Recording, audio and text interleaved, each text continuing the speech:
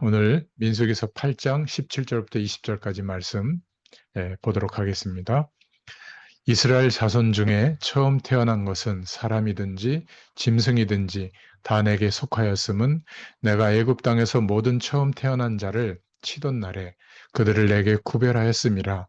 이러므로 내가 이스라엘 자손 중 모든 처음 태어난 자 대신 레위인을 취하였느니라.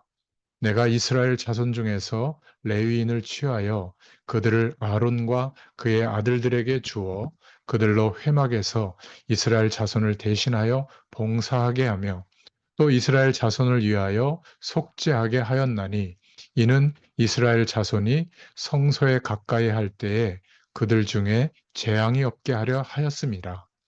모세와 아론과 이스라엘 자손의 온 회중이 여호와께서 레위인에 대하여 모세에게 명령하신 것을 다 따라 레위인에게 행하였으되 곧 이스라엘 자손이 그와 같이 그들에게 행하였더라. 아멘. 오늘 민수기 8장 17절부터 20절까지 말씀을 봉독했습니다. 등대 같은 삶이라는 제목으로 함께 은혜를 나누겠습니다.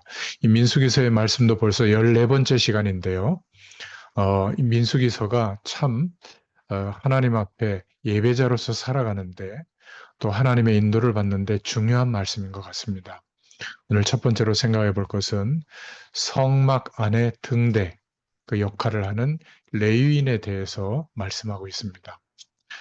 성막은 유리창이나 창문이 없었죠. 그래서 그 안은 아주 깜깜했습니다. 그래서 그 안에서 제사장들이 봉사를 하기 위해서는 등잔대에 불이 필요했죠. 그래서 성막 안에 등대는 항상 켜 있었습니다. 이 등대는 등대 자신을 비추는 것이 아니라 등대 앞을 비추는 역할을 했죠. 이런 등잔대에 대한 사람들의 오해가 하나 있는데 그것은 빛이 비춰지기 때문에 이 등대가 화려한 보직이라고 생각하는데 사실 등대는 화려하지 않습니다. 마치 등대는 외딴 섬에 있는 등대처럼 고독하죠. 등대는 주인공이 아닙니다. 등대는 항상 조연 역할을 하죠. 항구에 오고 가는 수많은 배들이 그 등대를 보고 오지만 그 배들은 그 등대를 말하지 않습니다. 그냥 도움을 받을 뿐이죠. 그래서 등대의 특징은 외롭고 한결같이 빛을 비추고 있고 드러나지 않는다는 것이 특징입니다. 마찬가지로 성막 안에 등잔대, 이것은 백기를 알려주는 등대와 바로 그런 면에서 비슷하죠. 등잔대는 켜져 있어야 했지만 그 등대에 자신이 주인공이 아니고 이 등잔대는 제단 위에 놓여 있는 진설병을 비추는 그런 역할을 한 겁니다. 그래서 세 번째로 생각해 볼 것은 이 레위인이 이스라엘 백성들에게 등대 역할을 했습니다. 오늘 본문에는 이 등잔대에 이어서 레위인에 대한 말씀이 나오죠. 그래서 레위인은 그 역할이 흡사 등대와 같다. 그래서 이 레위인들은 성전에서 봉사하긴 하였지만 그들의 역할은 드러나는 것이 아니었습니다. 오늘날의 목회자들과는 좀 모습이 다르죠. 그들의 역할은 성전 봉사에서 뒤치다꺼리 하는 거였습니다. 그들의 삶은 간단히 말해서 대신 사는 삶이었어요. 다른 사람을 위한 삶이었죠. 오늘 민수기서 8장 17절부터 18절에 보면 레위인의 시초에 대해서 나오는데 이스라엘 자손 중에서 처음 난 것은 사람이든지 짐승이든지 다 내게 속하였음은 내가 애굽 땅에서 그 모든 처음 난 자, 장자를 치던 그날에 내가 그들을 내게 구별하였습니다. 하나님께서 모든 애굽의 집과 가축들, 장자들, 첫 번째 난 새끼들은 다 죽임당했는데 이스라엘 백성들, 문설주의 피를 바른 이스라엘 백성 집의 장자는 구별해 주셨죠. 이러므로 내가 이스라엘 자손 중 모든 처음 난 자의 대신으로 장자의 대신으로 레위인을 취했다. 이게 레위인의 시초입니다. 레위 지파의 사람들을 취했다는 거죠. 민수기서 8장 17절부터 18절에 나와 있습니다. 레위인은 이스라엘 자손 중 모든 처음 난 자, 장자의 대신으로 하나님께 드려지게 된 겁니다. 그래서 이스라엘 자손을 위해서 대신 봉사하고 대신 속죄의 일을 하게 된 거예요. 그게 레위인의 하는 일이었습니다. 내가 이스라엘 자손 중에서 레위인을 취하여 그들을 아론과 그 아들들에게 선물로 주어서 그들로 회막에서 이스라엘 자손을 대신하여 봉사하게 하며 또 이스라엘 자손을 위하여 속죄하게 하였나니 이는 이스라엘 자손이 성소에 가까이 할 때에 그들 중에 재앙이 없게 하려 하였음이니라. 이렇게 오늘 19절에 말씀하고 있습니다.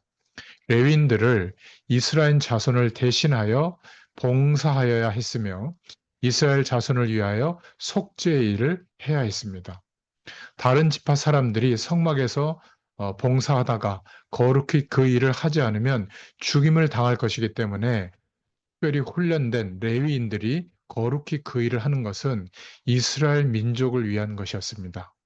그래서 하나님께서 이 레위인에 대한 절차를 까다롭게 하셨죠. 자기 자신을 비추는 것이 아니라 남을 위해서 비추는 등대, 촛불이 자기 자신을 불태워서 다른 이들에게 빛을 안겨주는 것처럼 등대는 그렇게 다른 사람을 위해서 빛을 비추는 역할을 했죠. 그 등대와 동일한 역할을 하는 이들이 바로 레위인들이었습니다. 그들은 평생 그렇게 이스라엘 백성들을 위해서 다른 사람, 남을 대신해서 살았던 역할을 했던 거죠. 남을 대신해서 살았기 때문에 그렇다면 이 레위인들의 인생은 없었던 것인가? 아닙니다. 남을 위해서 산 그 모습은 진정 가장 아름다운 바로 그들 자신의 정체성이었죠. 그 자신들이 소명을 안고 가는 길이었습니다. 이 등대 같은 삶이 참으로 어려웠기 때문에 오늘 본문에 보면 레위인들에 대한 절차가 까다롭게 나오고 있죠. 그 까다로운 절차 속에서 레위인들은 그들에게 주어진 소명의식을 더욱 확고히 하는 시간을 가졌고 소명을 시각적으로, 체험적으로 겪으면서 더 권고히 하게 하셨던 겁니다. 오늘날 평신도분들이 신학교나 갈까? 목사나 할까? 뭐 이런 분들도 있더라고요.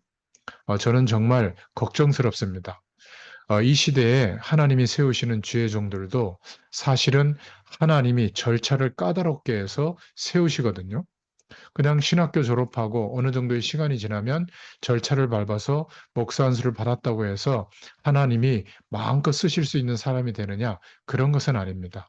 인생 전체를 하나님께 드릴 수 있는 바로 성도들을 위하여 구별된 삶을 살고 그들을 위해서 지금도 하나님의 말씀을 따라 인도받는 그러한 주의 종들을 위해서 여러분들이 기도해 주시기를 간절히 부탁드립니다.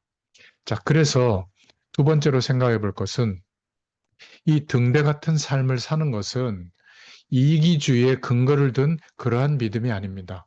그거는 믿음이 아니죠. 오늘날 우리가 이 등대 같은 삶을 산다는 것은 우리의 믿음의 훈련을 위해서도 아주 꼭 필요합니다. 대부분의 사람들이 예수 믿는다고 하면서 예배를 드릴 때, 기도할 때도 보면 아주 철저히 뭔가 나에게 이익이 되도록만 하는 이기주의에 사로잡혀 있는 것 같습니다. 그러니까 우리의 시간과 우리의 중심과 우리의 자세를 드리는 이것부터 시작이 돼야 되잖아요. 그것은 하지 않고 그냥 복만 달라는 겁니다. 왜 내 삶이 획기적으로 안 바뀌느냐? 이렇게 요구하는 것은 마치 아주 어릴 때 우리 자녀들이 보면 그냥 땡깡 피우는 거나 같죠. 아주 어린아이의 믿음에 머물러 있는 겁니다. 그렇죠. 그래서 이 이기주의의 신앙인 사실은 믿음이 아닙니다. 이게 오늘날만의 문제가 아니라 모든 시대 속에서 나타난 가장 큰 죄라고 볼 수 있습니다.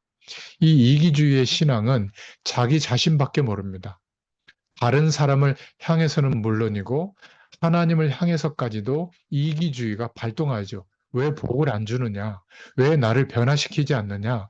왜 내가 잘못된 길로 가는 것을 막아주지 않느냐? 막 이렇게 막 요구하기도 합니다. 심지어 오늘 많은 사람들이 하나님을 믿는다고 말할 때 그 믿음도 여전히 이기주의에 근거를 두고 있는 사람들이 있습니다. 여러분 기억하세요. 이기주의에 근거를 둔 믿음, 나 자신만을 생각하는 믿음은 믿음이 아닙니다. 이 이기주의는 철저히 죄된 속성을 가지고 있죠. 처음 인간에게 파고든 이 죄도 아담과 하와의 이기주의를 바탕을 둔 자기 생각 때문에 시작된 겁니다. 하나님과의 언약을 믿는 믿음이 아니라 자기의 생각, 선악과를 먹으면 하나님처럼 된다고, 선과 악을 알게 된다고, 눈이 밝아진다고, 이기주의의 바탕을 둔 자기 생각 때문에 시작된 거죠. 이기주의는 모든 죄의 시작이 됩니다. 그래서 이기주의를 깨트리는 것이 다른 사람을 생각하는 삶이죠. 죄를 깨트리는 것도 바로 다른 사람을 생각하는 겁니다. 공동체를 생각하고 교회를 생각하고 그렇습니다. 사실 여름에 제가 넥타이를 메고 이렇게 말씀을 전하면 다 그래요. 그냥 좀 편하게 입고 하시라고. 여러분, 뭐 그래도 됩니다. 뭐 그게 꼭 중요한 건 아니지만 제 중심이거든요. 저는 강의를 하는 게 아니라 하나님의 말씀을 받아서 준비해서 하나님이 성취시킬 말씀을 여러분들에게 반드시 전달하라고 하는 위임받은 일을 한다라고 믿고 있거든요. 단 한 사람이 말씀을 들어도 저는 그런 중심을 가지고 준비하고 전달합니다. 여러분들은 한 20분, 30분 말씀을 들어도 이 말씀을 준비하는 시간은 제가 4~5시간 되거든요. 이거를 다 제가 독수리 타법인데 이거를 정리를 합니다. 교재용으로도 정리해서 올려드리고 또 사역자용으로도 정리해서 자료로 남겨놓고요. 또 말씀 전하고 나면 끝나는 게 아니라 영상으로 촬영한 것을 또 정리해서 자료로 여러분들이 분명히 누군가는 이 말씀을 들을 사람에게 전달한다라고 믿고 제가 성실하게 이거를 준비하거든요. 그리고 올립니다. 이 과정을 다 합치면 한 6시간, 7시간 걸려요. 이것을 지금 창세기 50장, 출애굽기 40장, 또 레위기, 또 민수기 이렇게 계속 몇 년에 걸쳐서 인도받고 있잖아요. 거의 매주 똑같이 인도받고 있습니다. 이것이 하나님이 주시는 은혜가 아니면 불가능하거든요. 저는 여러분들도 이 부분만은 담기를 원합니다. 그냥 대충 예배 드리는 거, 그래도 은혜를 주십니다. 그러나 이것이 한 주 한 주 쌓이고 1년, 2년, 10년이 되면 그게 우리의 인생이 되는 거거든요. 분명히 그것은 다시 바꿀 수가 없어요. 오늘 이 예배는, 오늘 이 시간은 다시 돌아오지 않습니다. 그렇다면 우리가 많은 일들이 있지만 이 잠깐의 시간을 위해서 조금 준비하는 거, 이거는 너무나 중요하죠. 그렇지 않겠습니까? 저는 영상으로 말씀을 들을 때도 가능하면 막 이렇게 좀 마음을 담고 듣고 또 기록할 건 기록하고 그렇게 하거든요. 이게 굉장히 중요합니다. 우리는 어느샌가 편한 거, 좀 이렇게 그냥 내가 좋은 거, 이런 거를 자꾸 선택하다 보니까 우리도 모르는 사이에 신앙이 이기주의로 물들어가는 경향이 많이 있습니다. 여러분이 이기주의의 마음으로 이것을 예배와 접목하고 신앙과 접목한다면 편할지는 몰라도 아마 믿음이 자라지는 못할 거예요. 다른 사람을 생각하고 공동체를 생각하고 또 이 말씀이 필요한 사람을 생각한다면 전도를 생각한다면 이기주의를 깨뜨릴 수가 있는 겁니다. 이 이기주의의 자리에 하나님을 바라보는 중심을 가지고 주님을 바라볼 때 믿음이 자라게 되는 줄로 믿습니다. 이거는 분명해요. 그래서 우리가 두 번째로 등대 같은 삶을 사는 사람이 우리 시대에, 우리 현장에도 필요합니다. 그래서 이기주의의 신앙을 깨트리는 훈련이 절대적으로 필요해요. 저는 교회 밖의 사람들이, 교회 다니는 사람들을 이기주의의 신앙인으로 비난하는 것을 많이 듣습니다. 예수 믿는 사람들이 왜 저래? 우리는 그런 비난을 받을 때 심각하게 고민해 봐야 돼요. 사실 우리들의 모습이 이기주의적인 모습으로 비추어질 때 그 모습을 반성해야 되는 겁니다. 뭐 어때? 뭐 하나님이 언젠가는 뭐 하게 하시겠지? 아닙니다. 이기주의는 믿음이 아니에요. 나, 내 교회, 우리 가정 이것만 생각하는 것을 버리지 않는다면 믿음이 들어갈 자리가 없게 되는 거예요. 사람들이 믿음도 이기주의로 믿다 보니까 그 믿음이 나에게 도움이 안 될 때, 계산해 봐서 안 될 때는 언제든지 버리는 겁니다. 그러니까 그렇게 열심히 예배드리다가도 이상한 종교에 가기도 하고요. 언제든지 교회는 막 버리기도 하고요. 그럴 수 있게 되는 겁니다. 그러한 믿음은 결코 믿음이 아니에요. 등대 같은 삶으로 자기 자신의 이기주의를 깨트리는 훈련이 절대적으로 필요한 겁니다. 우리는 얼마나 등대 같은 삶을 살고 있는가, 다른 사람에게 빛을 비춰주고 있는가 한번 생각해 봐야 돼요. 등대 같은 삶을 사는 사람이 있어야 됩니다. 이 땅의 사람들은 전부 다 서로 자기 자신의 잘난 맛에 살죠. 그 잘난 내용들이 부딪혀서 실은 모두에게 공평하게 좋은 것은 못 돌아가잖아요. 그래서 부딪히게 돼요. 자기 잘난 그러한 생각으로. 그 부딪히는 교집합이 생기는데 그 교집합되는 부분은 엄청난 다툼의 장소가 되죠. 가족끼리도 그렇습니다. 그래서 이 시대에 하나님은 등대 같은 삶을 사는 사람을 찾으시고 그러한 사람이 세워질 때 하나님이 역사하십니다. 그 부분이 세워지지 않으면 완충되지 못하면 부딪히게 되고 엄청난 충돌이 있게 되죠. 바로 그때 그 충돌하는 부분을 묵묵히 완충해주고 양보할 수 있는 빛을 비춰주는 그런 사람이 필요한 겁니다.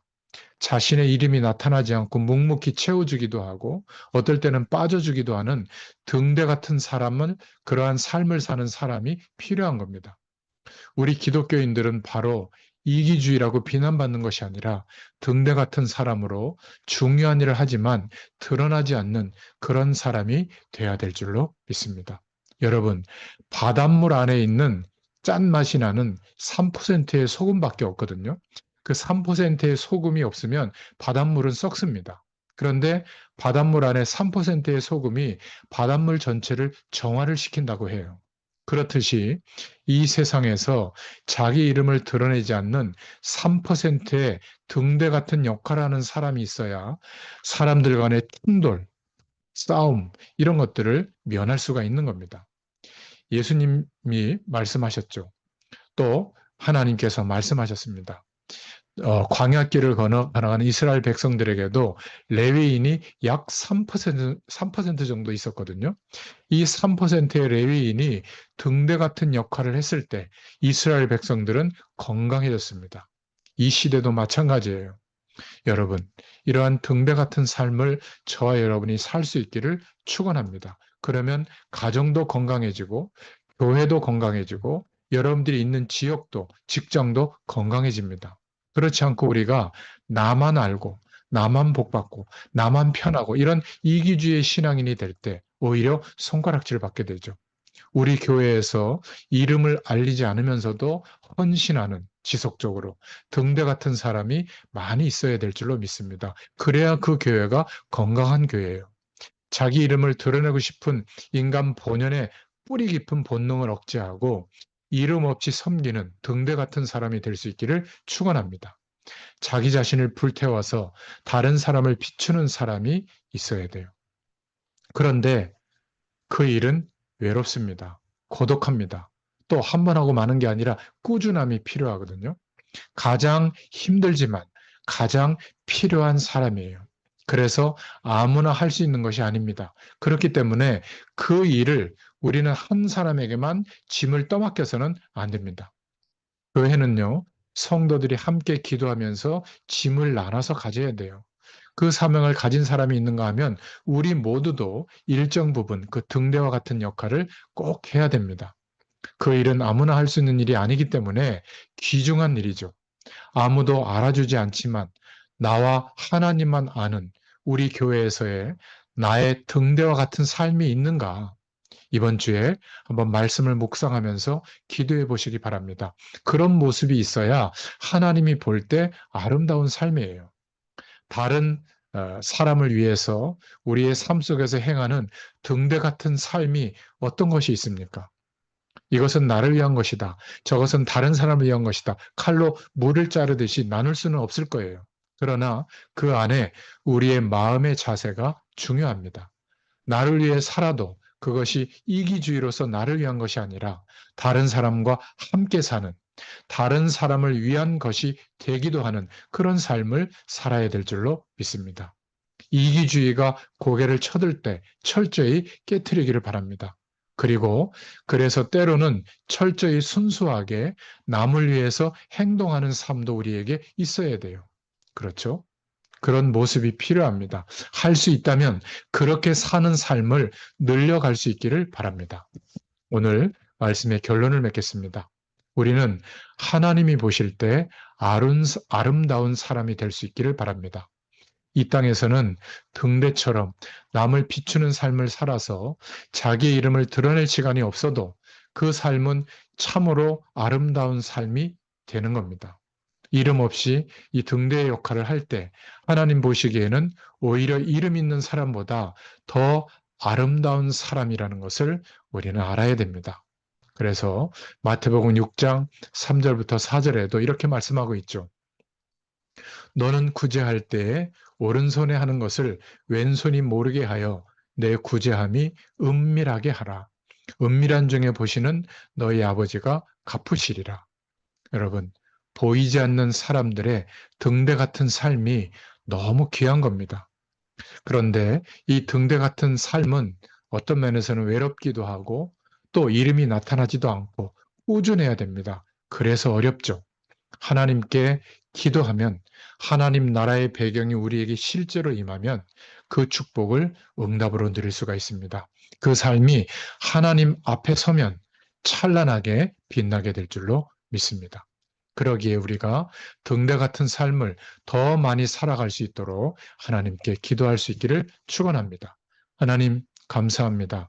오늘도 민수기서의 말씀을 통하여 광야의 길을 걸어가는 이스라엘 백성들에게 3%의 레위인들이 했던 그 등대 같은 삶을 오늘 이 땅을 사는 우리에게도 우리 자신에게도 회복시켜 주셔서 하나님이 보실 때 가장 아름다운 인생을 열매 맺도록 축복해 주시기를 소원합니다. 민수기서의 말씀을 읽어가는 중에 우리의 내면이 치유되게 하시고 교정되게 하시며 하나님이 보실 때 가장 기뻐하는 인생의 길을 걸어갈 수 있도록 축복해 주시기를 소원합니다. 한 주일 동안에도 이 은혜가 넘치도록 우리의 삶에 임하게 하여 주시옵소서. 예수님의 이름으로 감사하며 기도드렸습니다. 아멘. 감사합니다.